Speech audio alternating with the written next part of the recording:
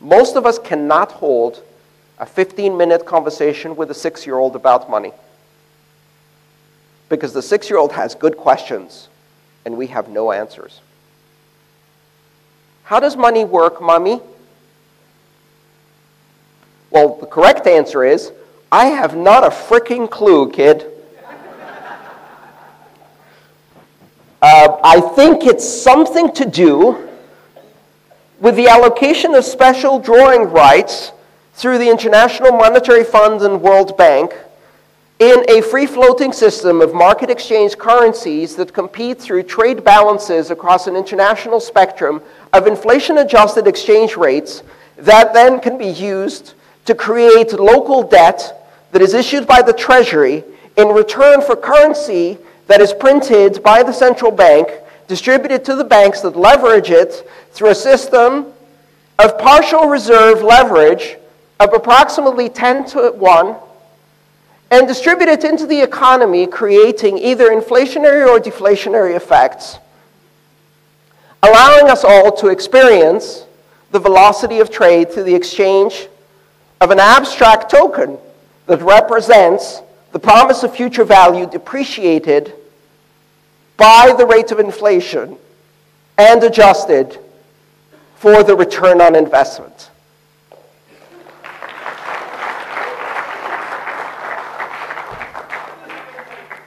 So why can't we have more of it, Mommy? Why can't we just give everybody more of it?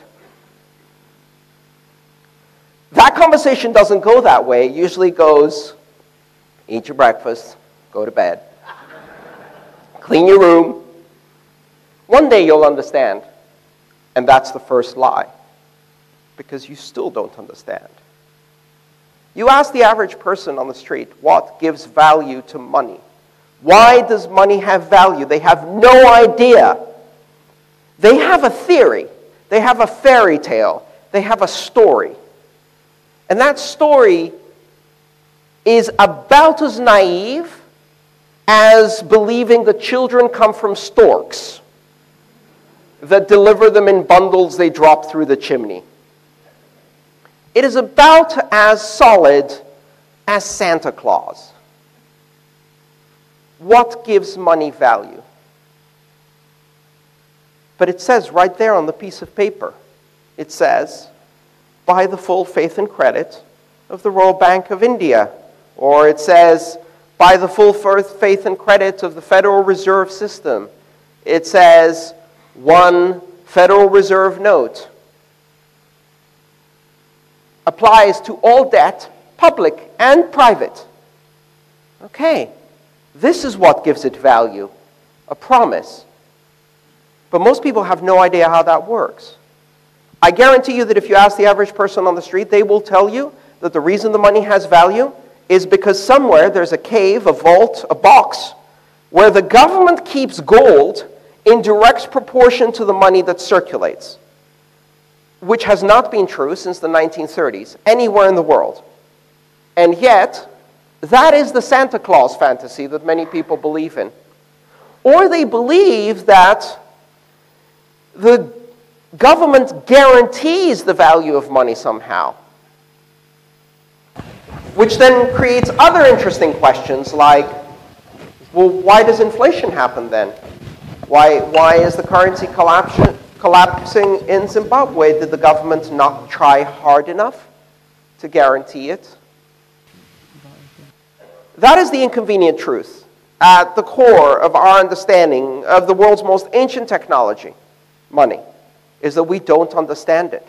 We simply don't understand it. The truth is, you give money value. Why? Because you are participating in a shared hallucination with 1.5 billion other people in which you firmly believe that tomorrow this money will still have value.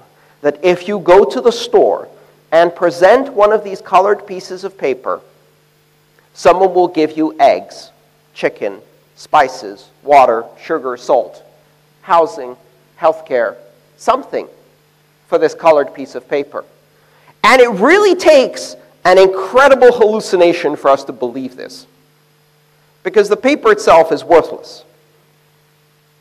It's pretty, but it's not pretty at that level. Nobody gives you products and services because of how pretty it is, right? That shared hallucination took hundreds of years to be established. And it started at some point in the late 15th century with the introduction of paper money, gold certificates, IOUs, certificates of exchange, bearer notes, etc. Pieces of paper that could be exchanged in promise for something else. And then, in the most amazing magical trick our societies have ever seen,